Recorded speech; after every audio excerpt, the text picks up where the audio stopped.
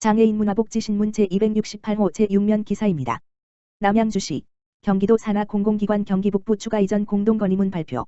남양주시 시장 조광한은 14일 경기북부 10개 시군의 시장 군수 일동과 함께 경기주택도시공사, 경기도경제과학진흥원, 경기신용보증재단 등 경기도 산하 공공기관의 경기북부 추가 이전을 위한 공동건의문을 발표했다.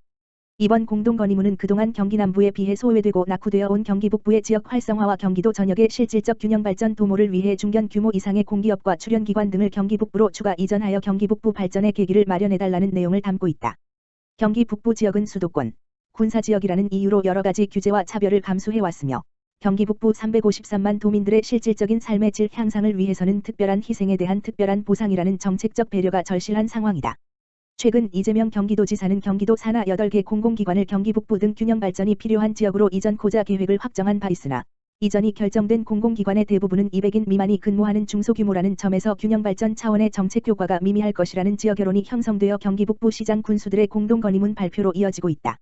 이에 경기북부 10개 시군의 시장 군수들은 경기도 공공기관의 추가 이전을 통해 경기도, 나아가 대한민국의 국토 균형 발전과 미래 성장을 이끌 마중물 역할을 할 것이라고 의견을 모았으며 공동건의문 서명부를 경기도에 공식 전달할 계획이다. 남양주시 발달장애인의 진로 상담을 위한 긍정 멘토링 진행. 남양주시 시장 조광한은 지난 8일 발달장애인 보호자를 대상으로 발달장애인 돌봄을 위한 긍정 멘토링 프로그램을 실시했다. 발달장애인 긍정 멘토링은 발달장애인 가족의 긍정적 사고 함양과 정서적 지원을 제공하기 위해 전문가의 강의와 보호자들이 느끼는 자녀 돌봄의 어려움을 서로 공유하고 공감하여 해결 방안을 찾는 프로그램이다. 이번 강의는 경은학교 진로직업특수교육지원센터 정상필 부장교사가 발달장애인의 삶, 꿈 더하기라는 주제로 비대면 화상 강의를 진행했으며 전문적 지식을 제공하고 보호자들과 실시간으로 대화하는 시간을 가졌다. 강의에 참석한 한 발달장애인 보호자는 진로나 취업에 대해 모르는 부분이 많았는데 강의를 듣고 나니 후련한 기분이 들었고 매우 만족스러워 다음 강의에도 참여하고 싶다라고 말했다. 정순영 장애인복지과장은 이번 멘토링 프로그램이 발달장애인의 진로와 취업에 도움이 되길 바라며 내년에도 지속적인 멘토링 프로그램을 진행하여 발달장애인 돌봄 지원에 노력하겠다라고 밝혔다. 남양주시 화도도서관 집콕책콕 독서 활용놀이 운영.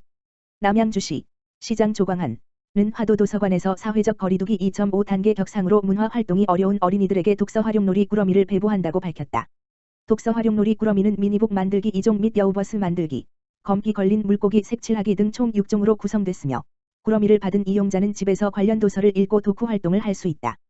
이번 행사는 12월 14일부터 17일까지 4일간 화도도서관 어린이자료실 이용자 25명을 대상으로 이루어지며 자세한 내용은 화도도서관 홈페이지 공지사항 https://live.nyj.co.kr/화도를 참고하면 된다.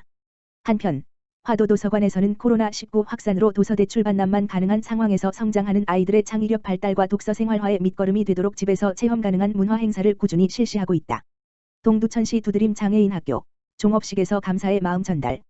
동두천시 두드림 장애인학교 교장 정진호는 지난 18일 오후 3시에 학교에서 동두천시장, 교사 등 최소 인원이 참관한 가운데 종업식을 열었다. 교육의 기회를 놓친 장애인에게 자립의 기반 제공하기 위해 설립된 두드림 장애인학교는 지난 8월 3일 장애 학생들의 접근성 향상 및 안전한 학습 환경 보장을 위해 보산역 1층 492으로 이전을 완료했다. 기존 두드림 장애인학교는 노후 건물 3층에 위치하고 있어 화재 등 위급 상황 발생 시 안전에 취약하고 잦은 엘리베이터 고장으로 불편을 겪어와 동두천시는 1억 9천여만 원의 리모델링비 등 이전에 따른 모든 비용을 지원하고 계약 대행으로 공사를 추진했다. 보산역 1층은 운수시설로 평생교육시설 조건에 부합하지 않았으나 동두천시, 한국철도시설공단, 한국철도공사와의 세자 협약 체결을 통해 제2종 근린생활시설 용도를 변경하고 적정한 수준의 임차료를 제공받을 수 있었다. 코로나19로 어렵게 개최된 이번 종업식에서 학교는 동두천시장에게 장애인 평생교육 환경 제공에 대한 감사의 마음을 담은 공로패를 전달했다. 정진호 교장은 코로나19로 힘든 한 해였지만 학교 이전도 마치고 어느 때보다 뜻깊은 2020년이었다며 이전에 따른 예산을 지원해주신 동두천시와 시의회, 협약 체결에 도움을 주신 한국철도공사와 한국철도시설공단, 그리고 교실 방풍시설을 지원해준 김석훈 새마을운동 동두천협의회장께 깊은 감사를 드리며 2021년도 배움의 행복과 기쁨으로 가득한 학교가 되도록 노력하겠다고 전했다. 동두천 점핑스타, 장애인 복지 시설과 단체의 라면 100번 지박스 전달. 동두천시, 시장 최용덕는 지난 14일 점핑스타 동두천점, 대표 김정화에서 관내 장애인 복지 시설과 단체의 라면 100번 지박스를 전달했다고 밝혔다. 이날 전달식에 참여한 김정화 대표는 코로나19 예방을 위한 영업 제한으로 실내체육업종이 어려움을 겪고 있지만 나보다 더 힘든 이웃에게 도움이 되었으면 좋겠다는 마음으로 성품을 전달하게 되었다고 소감을 밝혔다. 이번에 전달된 성품은 동두천시 장애인 자립생활센터 센터장 이용수와 지체장애인협회 회장 백경애에 각 50박스씩 전달되어 생활이 어려운 관내 장애인에게 배부될 예정이다. 동두천 신시가지 노점 상인회 장애인 부모연대에 200만원 상당 성품 전달. 동두천시 시장 최용덕은 지난 15일 동두천 신시가지 노점 상인회 회장 허훈에서 관내 장애인 복지단체인 동두천시 장애인 부모연대 회장 홍혜경에 200만원 상당의 연말 이웃돕기 성품을 전달했다고 밝혔다. 신시가지 노점 상인회는 매년 관내 사회복지시설에 이웃돕기 성품을 기탁하고 주기적으로 신시가지 일대의 환경정화 봉사를 실시하는 등 지역사회를 위해 꾸준히 활동하고 있다.